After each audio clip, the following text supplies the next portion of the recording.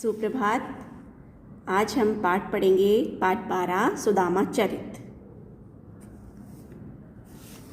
शीस पगाना झगा तन में प्रभु जाने को आही बसै के ही ग्रामा।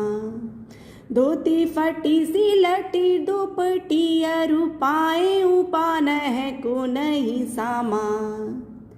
द्वार खड़ो द्विज दुर्बल एक रह्यो चकी सो वसुधा अभिरामा। पूछत दीन दयाल को धाम बतावत आपनो नाम सुदामा। प्रस्तुत पंक्तियाँ हमारी पाठ्य पुस्तक वसंत भाग 2 में संकलित चौपाइयाँ सुदामा चरित से उद्धृत हैं। इनके रचयिता ब्रजभाषा के कवि नरोत्तम दास जी हैं।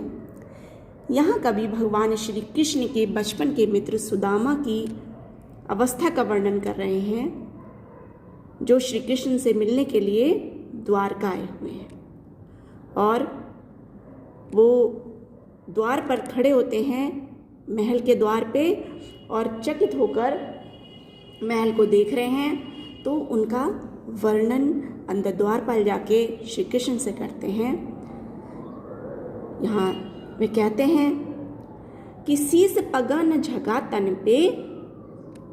सिर पर पगा मतलब पगड़ी है ना, या कोई कपड़ा बांध लेते थे इस तरह से। ना तो उसके सिर पे कोई पगड़ी है, ना झगा, झगा जिन्हें कुर्ता, तन पे उसके शरीर पर ना उसने कुछ वस्त्र पहना हुआ है। प्रभु जाने को आही बसे क्रेही ग्रामा। वो सोच रहे हैं बाहर की पता नहीं कौन से गांव से प्रभु बस गए हैं, जाके ऐसे ढूंढ रहा है। श्री कृष्ण को खड़ा है द्वार पे, और धोती फटी सी लटी दुपटी, उसने फटी हुई सी धोती लपेट रखी है। और पाए उपाने, उपाने कहते हैं जूता, पाए पैर में, और पैर में उपाने हैं जूते के लिए। कोई भी सामान नहीं है, कुछ भी नहीं पहन रखा है पैरों में उसने। द्वार खड़ो द्विज दुर्बल एक। महल के द्वार पे एक द्विज अर्थात ब्राह्मण, दुर्बल एक कमजोर सा ब्राह्मण खड़ा हुआ है। रह्यो चकिसो वसुधा अभिरामा। और वो चकित होकर इस वसुधा को, इस अभिराम, इतनी सुंदर धरती को, इस नगरी को बड़े उससे देख रहा, चकित होके द्वारका को। और पूछत दीन दयाल को धाम। और भगवान श्री कृष्ण आपका धाम यानी आपकी जगह है, आपका स्थान पूछ रहा है, आपका द्वारका, आपका महल पूछ रहा है, राह पूछ रहा है। बतावत अपनो नाम सुदामा, और अपना नाम सुदामा बता रहा है। और ये बात सुननी थी, श्री कृष्ण वहीं से दौड़ पड़े अपने सुदामा नाम सुनते ही सुदामा मित्र के लिए, उनका स्वयं स्वागत करने के लिए, और उन्हें प्रेम पूर्वक अंदर लाए और उन्हें बैठाया। फिर उसके आगे का वर्णन वो कहते हैं, ऐसे बेहाल बिवाइन सौ पग कंटक जाल लगे पुनि जोए।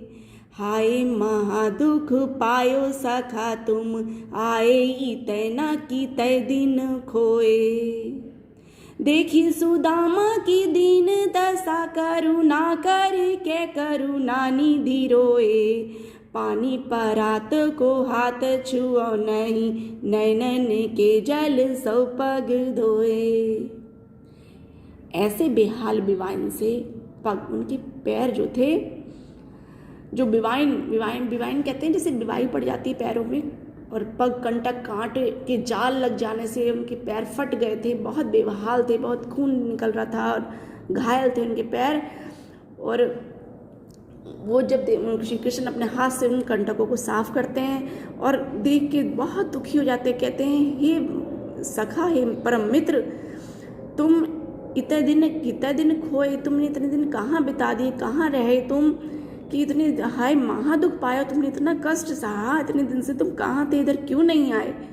देखी सुदामा की दीन दशा, उनकी दीन दशा से करुण दशा देखकर करुणा करके करुणानिधि रोए। करुणानिधि श्री कृष्ण को कहा है, जिनके अंदर दया का सागर है, वो उनके अंदर ऐसी दया उत्पन्न हो गई, एकदम से करुणा बाहर आ गई कि उन्होंने पानी परात में जो पानी था उनके चरणों को धोने के लिए वो लाए थे, उसको तो उन्होंने हाथ भी नहीं लगाया, और उनकी आंखों से अश्रु जल बह निकला। उससे ही उन्होंने उनके चरण धो दिए, यानी कि उनके पैर धुल गए। इतने आंसू उनके आंखों से, श्री कृष्ण की आंखों से निकले। कवि भगवान श्री कृष्ण की करुणा, उदारता और महानता का वर्णन कर रहे हैं, जो अपने भक्तों के दुखों से स्वयं भी द्रवित हो उठते हैं। भगवान अपने भक्तों के भक्त होते हैं। कछु भाभी हमको दिए सो कछु काहे ना देत, चापी पोठरी काख में रहे कहो के ही हेत। आगे चना गुरु मात दायते, लय तुम चाबी हमें नहीं दीने। श्याम कयो मुस्काए सुदामा से, चोरी के बान में हो जो प्रवीणे। पोटरी काख में चापी रहे तुम, खोलत नाही सुधारस बीने। पाछली बानी आ जो ना जो तुम, तैसे ही भाभी के तंदुल कीने। यहाँ नरोत्तम दास जी जो कवि हैं, वो बता रहे हैं कि भगवान श्री कृष्ण अपने मित्र सुदामा को उनके बचपन की चोरी की बात याद दिलाकर मीठी उलाहना दे रहे हैं। वो कह रहे हैं कि कछु भाभी हमको दिए, हमारे लिए भाभी ने जरूर कुछ भेजा है, तो तुम काहे ना दे, तुम हमें क्यों नहीं दे रहे हो। चापी पोटरी काख में रहे के कहो के हेत, किस लिए उसे अपनी काख में छुपा रहे हो। अब जब श्री कृष्ण की महल की इतनी रौनक, इतनी चमक दमक देख के सुदामा तो घबरा से गए थे, और उनकी पत्नी ने उनको थोड़े से चावल भिजवाए थे कि ये ले जाना, क्योंकि मित्र के घर जाते हैं तो खाली हाथ नहीं जाते हैं, ऐसी परंपरा थी। और आज भी है कि कहीं जाओ तो कुछ ना कुछ अवश्य ले जाओ। तो वो बेचारे निर्धन ब्राह्मण थे, तो उनके पास थोड़े से चावल थे, उनकी पत्नी ने दिए थे कि ले जाओ, लेकिन वो उसको छुपाने लगे कि इतने बड़े राजा को मैं ये छोटा सा उपहार क्या दूं, है। तो वो इस पे लेकिन श्री कृष्ण इस बात को भांप गए और वो उनसे वो चावल लेने लगे। तो उन्होंने कहा कि कुछ तो भाभी ने हमें दिया है, तुम हमें क्यों नहीं दे रहे हो, और तुम अपनी आँख में, पेट में, पीछे ऐसे करके भी पोटली कैसे छुपा रहे हो छोटी सी, हमें भी दिखाओ क्या है ना। फिर वो कहते हैं कि बचपन की घटना याद दिलाते हैं कि एक बार गुरु माता ने चने दिए थे, और तुमने वो चने हमें खाने के लिए नहीं दिए, खुद ही अकेले खा गए।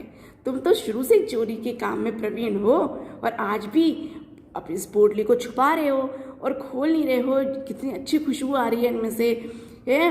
तुम तो जो है आज उसी चने, जैसे तुमने पहले चने खा लिए थे, ऐसे ही तुम भाभी के तंदुल यानी चावल भी हमें देना नहीं चाह रहे हो। तो इस तरह से वो उनको प्यार से उलाहना देते हैं और वो उनसे लेना चाहते हैं चावलों को। तो भगवान अपने भक्तों के मन की सारी दुविधाओं और कष्टों को जानते हुए भी कई बार अनजान बनकर उनकी परीक्षा लेते हैं, है ना। तो सुदामा अपनी निर्धनता प्रकट ना हो जाए इसलिए अपनी गुड़ चने की मामूली सी जो पोटली, चावल की जो पोटली जो भी लाए थे वो छुपा रहे थे। परंतु त्रिकालदर्शी चक्रधर भगवान श्री कृष्ण तो सर्वज्ञाता हैं, सर्वशक्तिमान हैं, वो सब कुछ जानते हैं, फिर भी अनजान बनकर मीठी उलाहना देते हैं और सुदामा की दुविधा का रस ले रहे हैं।